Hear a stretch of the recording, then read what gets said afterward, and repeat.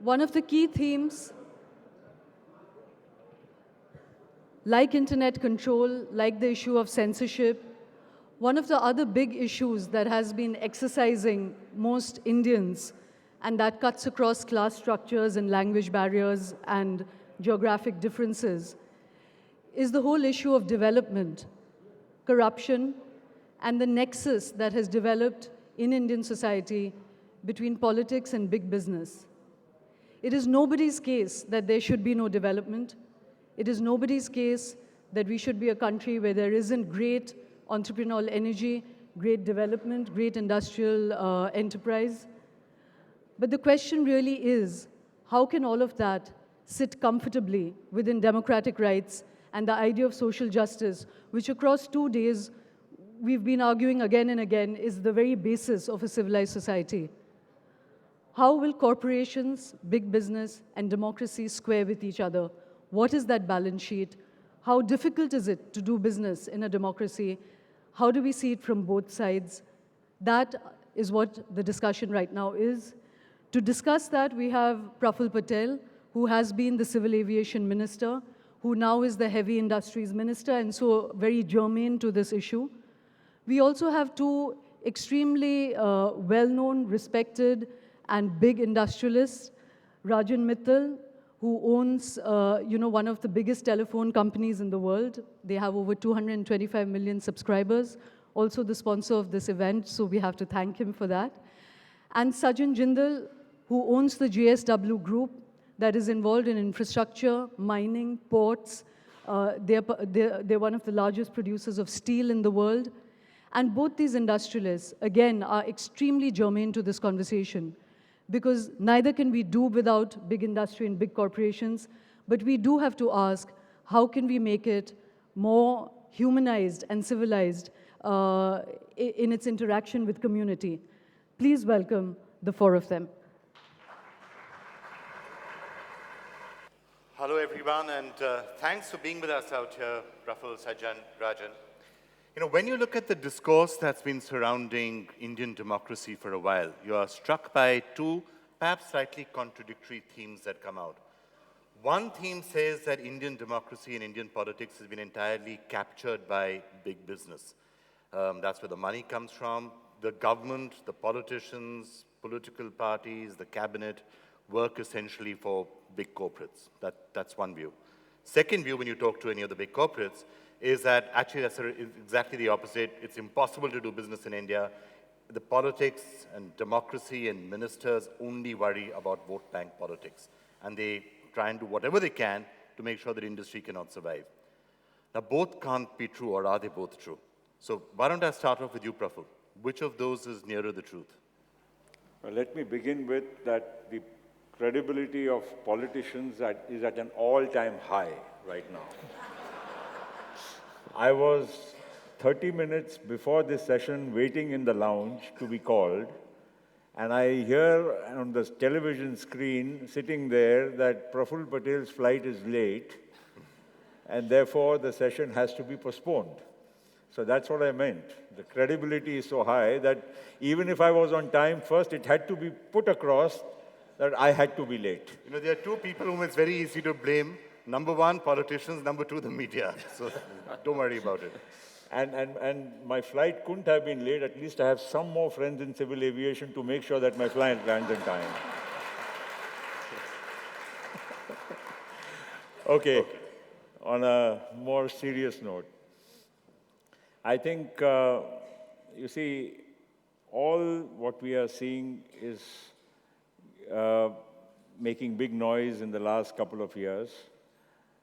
Big business and politics have to coexist. It's not a question of wanting it or not wanting it. In the good old days, I mean, I'm going even to the pre-independence movement. You had Mahatma Gandhi, who used to be supported by big business, not for any gain or profit, but to see that the national or the freedom movement went ahead. So you should recall, and everybody does recall, that Gandhiji used to stay at the Bajaj ashram in Wardha, or used to stay at the Birla house in Delhi. These are all facts well known. So to say that politics and big business do not have a connection or cannot coexist would be completely unfair. The issues are more recent, I would say. But I would say post-independence, when we went into the license quota Raj, we went into issues where you could produce so much only until and unless the government gave you the permission. All those were a culmination of the issues which are now compounded today and which have, caught public attention.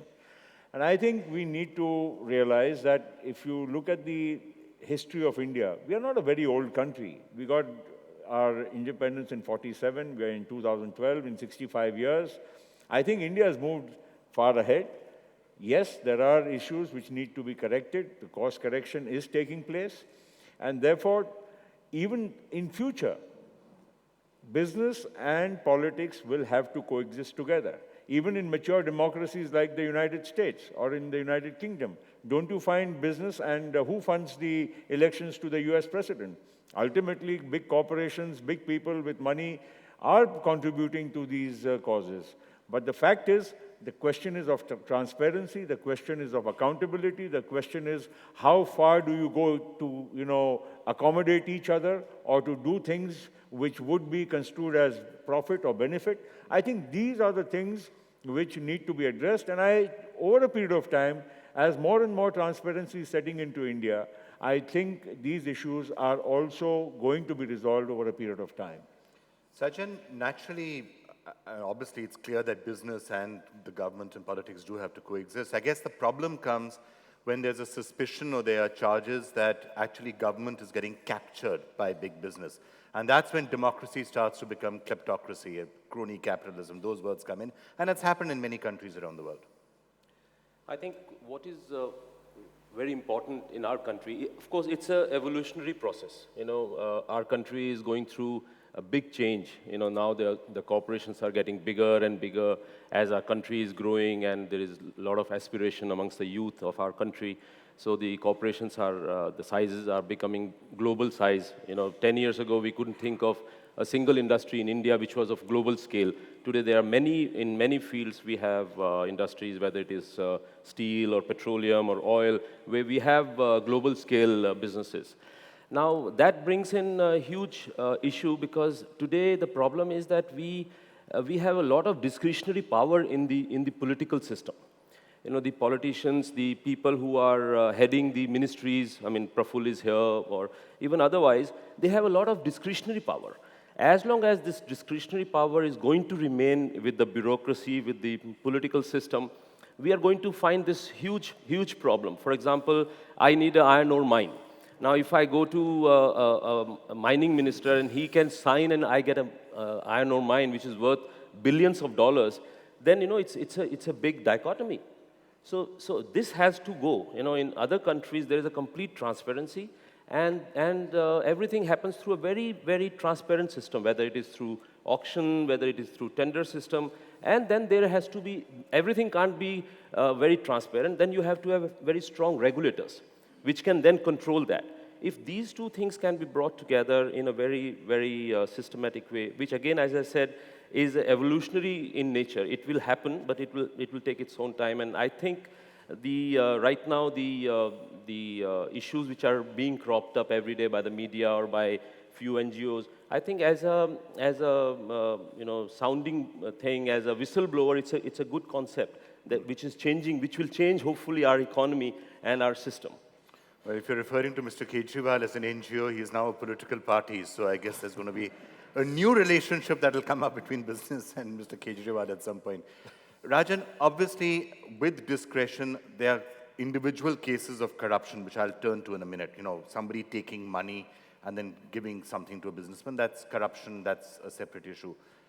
The role of the state itself, the Indian state, when it comes to dealing with Indian business, which way does it work? Whom are they tilted more towards? The vote banks or the big corporates? Actually, it's both. We have to realize, as Sajjan said, if discretion is given, which is enough in this country, that's where the problem starts.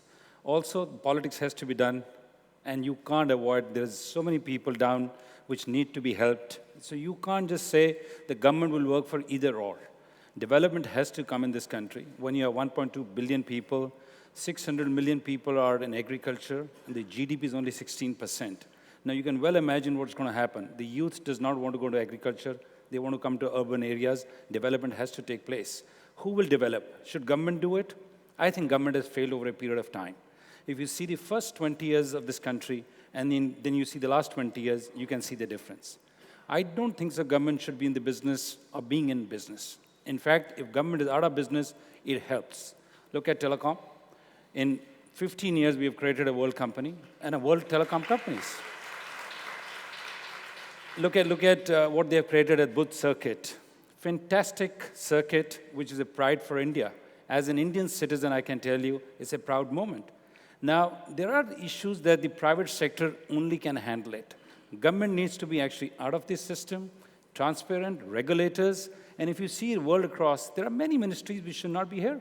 There are only regulators across the world. Why do you need a minister for that? Any minister, many ministries. Does that include, Mr. Patel, heavy industries? Why does he need to be here? If I may say, if I look at the industry ministry particularly, there is a industry minister, there's a heavy industry minister, there's a MSc minister, there should be one industry minister. Why should there be 5 industry ministers? Praful, I'm not trying to put it here. I can't tell you how lucky you are that he's not the Prime Minister. In these days, I'm not too sure if that's, where will you be coming from? But so all I'm saying is the government must be more compact, more lean, and more transparent and allow the private entrepreneurs. And India is an entrepreneurial society. We are not like one of our Asian neighbors where the state runs everything. Here, you've got to allow the entrepreneurs to do their job. And to say that we have to fix the lower end of the pyramid, of course we have to fix it. This country cannot allow a pyramid which is heavily stacked on top, and then you have a bottom which is, we're going to have some conflicts here. So it has to run both ways.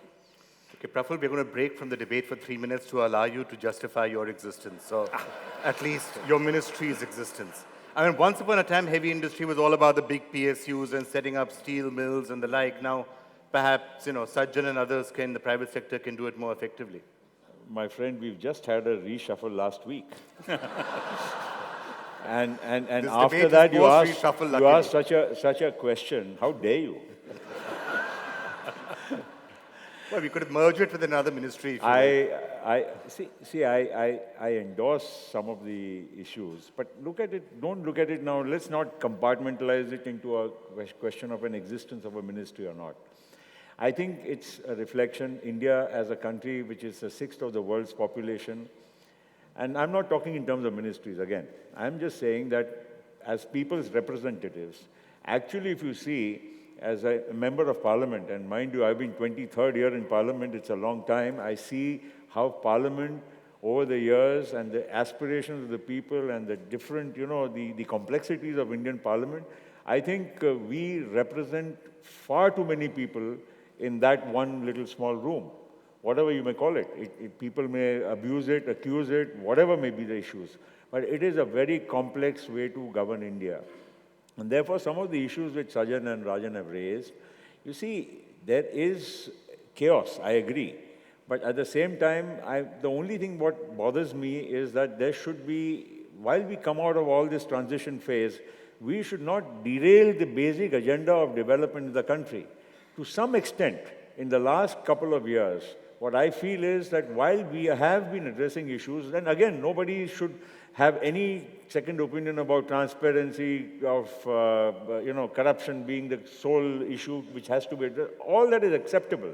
But the fact is that we have suddenly gone into a state of rigor mortis. Everybody is saying, no, I don't want to do anything. You talk to the bureaucrat, you talk to my colleagues, you talk to everybody within the system. They really feel that there is a serious issue and we just don't know how to get out of it. So therefore, even the political system, in a democracy as complex as India, the moment you have an issue, now today you may talk of many things which are very sensible. Somebody will say insurance reforms or banking reforms or some of the normal things which would be helpful to the growth of the Indian economy. You bring anything in parliament. If I am in opposition, I'm supposed to oppose it. Tomorrow I will be in opposition, I will oppose it. If this is going to be the way we move forward, and mind you, I have nothing against Mr. Kejriwal or anybody who wants to be an activist, but please, does somebody have a solution to the problems of India? They are only accusing and abusing, and they are only trying to point out the irregularities. But do they have a solution? Does anybody come up on stage and say, this is what is needed for India? I have not heard a single voice on that front, and I have not heard anybody, right from you, Vikram, to any friend or Tarun or anybody in the media, at least asking them, what is your recipe for India? Nobody has an answer. And one more thing I want to... Yes, that is what's important. But actually, they have And been one asked more that thing, question now while repeatedly. I'm saying about the other guys, you asked me a question whether we are required or not in the government. I want to tell you one thing, that the fundamental issues here is that over a period of time, the government has to decide whether it has to be in business or it has to be in government. We are running companies, we are running so many businesses on behalf of the government, and on the same side, in steel, we have him competing with Steel Authority, we have him competing with BSNL and MTNL, and we have in erstwhile civil aviation, we had Air India competing with Jet or Spice or whichever the airline, and same applies to heavy industries. We have BHEL competing with L&T, we have other companies competing with somebody else. So this is going to be a conflict of interest. The moment you are in government and you are in business, we will have to draw a line at some stage. But at the moment, if you talk to anybody about privatization, toba toba, how can you privatize? Okay. Everybody accuses me at one time, Air India ka kya ho gaya? Are you don't fly Air India yourself and you fly some other airline and you accuse the minister of what can the minister do about Air India? First fly Air India, then you tell the minister. Okay, you have a choice, so you have exercised your choice. I'm not coming back to that issue. The larger issue is we have to agree that we cannot be in government. To not be in the government, not to be in business, the parliament has to agree. All the people in the country have to come on the same page. Okay, you said somebody needs to be talking about a solution. I think both Rajan and Sajjan in their own ways pointed towards it. What you seem to be both saying is that move to a system of greater transparency, less discretion, let the government step out, get out of the way, stop putting obstacles, and leave us to do our own job. That's what you seem to be saying. And be in the regulatory format. Bring in the regulatory format. Government's job is to create more regulations and control it through regulation and not through competing in the industry. Because or giving licenses or having quotas or having any of that. That's right. Because you take, as Praful mentioned, Rajan mentioned, any business where public sector or government is involved, whether it is flying, whether it is steel, whether it is automobile, whatever it is, they are not successful. I mean, they have got all the resources. If you take Air India, because Praful is here, Air India has got the maximum space at every airport. They have got the maximum hangar space, they've got everything. You take Steel Authority of India, they've got all the minerals possible on earth, but that is being misutilized or underutilized. You take the case of Vedanta, they took over Hindustan Zinc 10 years ago during the NDA regime. At that time, Hindustan Zinc was barely able to meet the ground. Today, they have increased the capacity tenfold and become the world's largest zinc producer. You know, they have really took advantage of the resources that are there, which we are not able to do in an environment where the public government is controlling the business. So government should get into the regulatory format and allow the private sector to build the businesses. Rajan, that seemed to be your point in talking about the industries that are doing well. The reason the IT industry has always done so well in India is because the government stayed completely away from it. Telecom seemed to be doing fine until suddenly all the spectrum issues came up, and then suddenly again telecom is in the doldrums. But in other cases, you will need the government to come out and make a push, as is happening in retail. No, government should be a facilitator. Look at the world across economies. The President of the United States will pick up the phone and call the Prime Minister and say, we want orders for Boeing. Can our system do that for us? I've never heard anybody doing, because there's always a conflict. To say the government and business will not work together is also not true in a democracy, and especially in a country like India. Because there's no transparency, people are shirking their probably responsibilities and duties. Even when we go with the Prime Minister as a delegation, and I've led many, so as Sajjan, what is said? The business delegation is there with Prime Minister, not in official capacity. You are there because you happen to be there. The US president acts like a CEO. He brings in 100 CEO on his plane. We'll never go with the Prime Minister plane because you're well aware of the media. They'll put you in a kettle class. They'll not even give you a glass of water. All I'm trying to say to the government is, adopt us. We are your flag bearers. India has gone international. His company, my company, many other companies have gone world over. We are creating new business models. There is an Indian flag all over. Why should the entrepreneurial spirit should not be brought? Because just there is some kind of a non-transparency, and people are saying, oh, if I make a call on behalf of an industry to somebody, they'll say, there's a deal. We need to get out of that. I just want to add one thing here, that until and unless India's economic growth is sustained, unless people like Sajjan or Rajan or others keep investing into more and more growth and businesses in the country, what is the solution for India's problems? Does anybody have an answer? Does anybody say that you want to give subsidies for petrol, diesel, fertilizer, for everything under the sun? You want Manrega, you want housing scheme, you want education, you want health. Fine, it's needed because there are so many people in this country who need all that. But how does the money come to the government to fund all this unless there is economic growth in the country? And that is why it is absolutely imperative that we stand as government behind Rajan or Sajjan or whoever else wants to do business, as long as they bring economic growth and employment in the country. That is very important. So acting as a facilitator is fine, acting as a regulator is fine, helping industry to grow the country is fine, but certainly the other charge, which I began with, is that it often goes the other extreme in India. The charges of crony capitalism around, everyone's been accused about it. You were accused of it in Karnataka just a short while back. That what actually happens is something different. The government comes in and acts on behalf of this industry house or that industry house, and the unsaid messages is because of corruption or whatever it is. You know, this brings me back to the original point that if there is a discretionary power in the hands of the people, whether they're bureaucrats or whether they're politicians, it will always create problems. Today, unfortunately, what's happened in today's environment, the profit has become a dirty word. Now, if an entrepreneur, if he starts a business and if profit is not there, he will be totally demotivated. The profit that comes in he will take away only that much profit for himself, which takes care of his day-to-day needs or whatever. That's really stretching it. A lot of industrialists don't just take enough profits let for me their day-to-day dal roti. I promise you, I assure you, you know it as well as I do. I agree. There are always the odd one out, which you can... Odd one out? If you start doing a census right now? But the point what I'm trying to say is that majority of the profit will go into multiply the business. Because ultimately, most of the entrepreneurs, what they take pride in is in what they have created, how big the business they have created. Today, we have a platform where we can grow our businesses. And that is what satisfies entrepreneur. Not money. Money is, beyond certain level, it stops. Money is important to a level. Beyond that level, money has no meaning. It's all about what you want to achieve in life. What do you want to create? What do you want to leave as a legacy? But you still have, the point which I was making is still, I still want to come back to it. Is it happening in India or is it not happening that at the end of the day, politicians need money for their own personal reasons or for their political party, and a certain set of industrialists just We certainly do. Yeah, well, okay, we'll come to that as well later. But a set of industrialists walks inside and says, look, here's the amount of money that you need for yourself personally or for your party or whatever, and policies are systematically done to benefit this industrialist or that industrialist. Yes or no?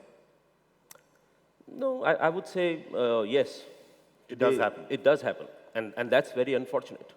But it's not happening today. It's been happening since independence. Okay. Yeah, policies are made. It doesn't necessarily make it better, but no, yes, it doesn't make it better. But I think it's getting better.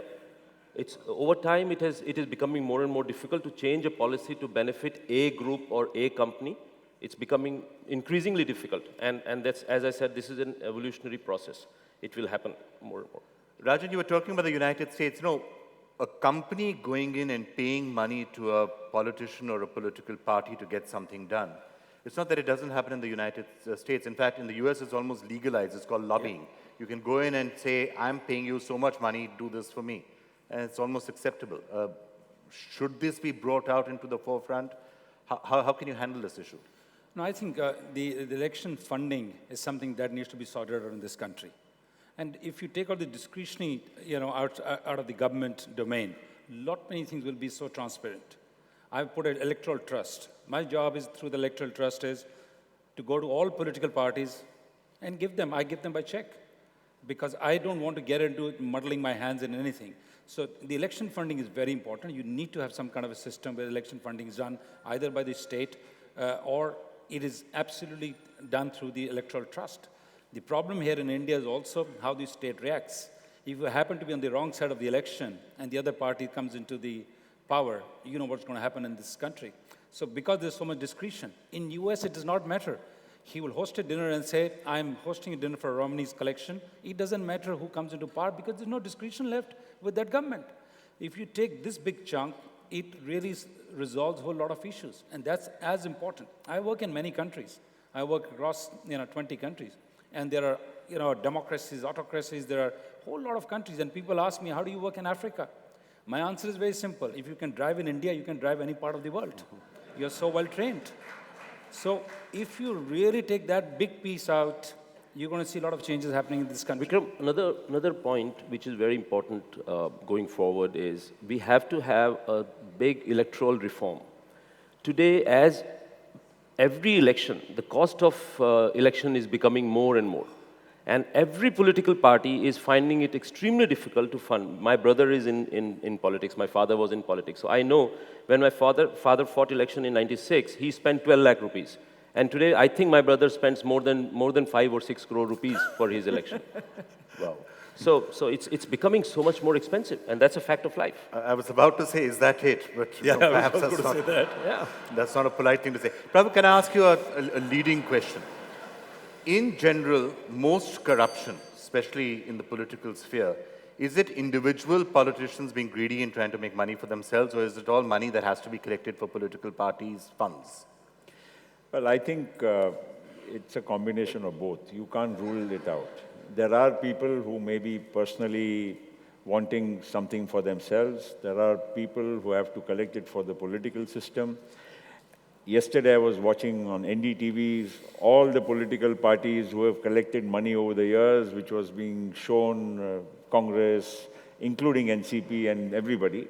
And, well, these are, it's a reality check. Whether you like it or not, this will happen, this will continue to happen. Only thing is, how do we, make it more and more, as both these people are saying, to bring it into a more of a regulated framework, which does allow for all this to be collected without much of discretion to the people who collect it to dole out favors. One last thing I would say on a parting note, at least from my side, is that it's an observation, this is independent of this. You see, while we need to be a welfare state, we have so much of disparity of income and wealth in our country.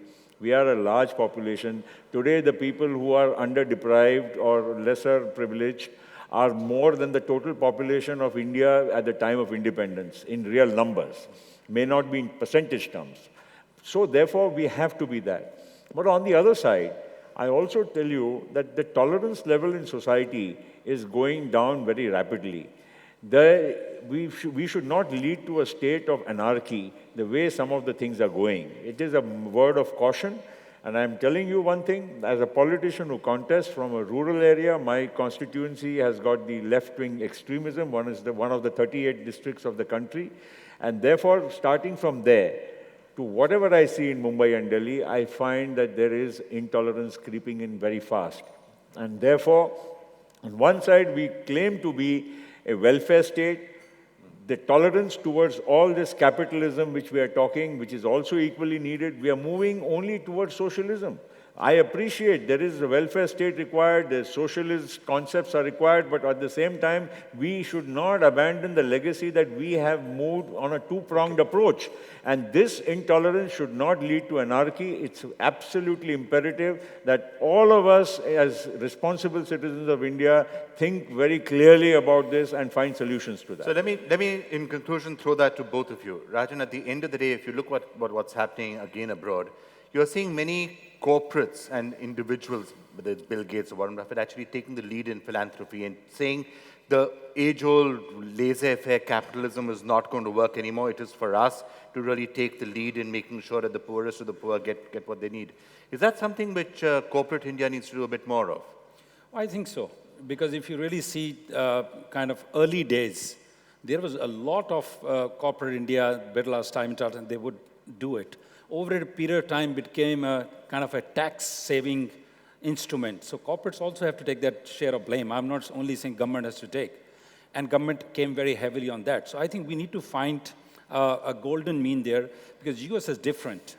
US, if you, in your lifetime, don't leave the wealth to your kith and kin, the wealth tax takes 90%.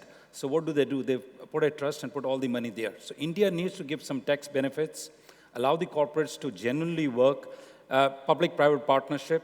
I'm doing schools. I've got about 50,000 girl children in rural India. But when I go to the HRD ministry and say, allow me to do a PPP model, they say, no, sorry, we can't. And I think corporates can monitor it better than the government as far as this is concerned. And I've done in Rajasthan, Vasu's here, she can endorse that because we've done in her state. I think that's the model they should put on the table. We will be accountable, responsible, and if we are doing something wrong, we should be hauled. I have no issue in that. Sajjan, final thoughts from you. You're saying that profit shouldn't be a bad word. It would help a lot if corporate India is then seen as the forefront of making sure that the Aam Aadmi and the poorest of the poor get their due. I think I tend to agree with Rajan. Another thing, Vikram, within this, the corporate social responsibility, as they say, it's in future it will become impossible to work in a large enterprise in a rural area without taking care of the community and the society at large. So it automatically, the pressure is coming on the corporate India to give and to take the whole society, whole community along with you as you grow, at least in the area of your impact. So it's happening, and corporate India must do, and I completely agree with what Rajan said. All right, well, thank you all so much for joining us, and let's see how the relationship between democracy and politics and big business works out as we go forward. Thank you, Vikram. Thank you.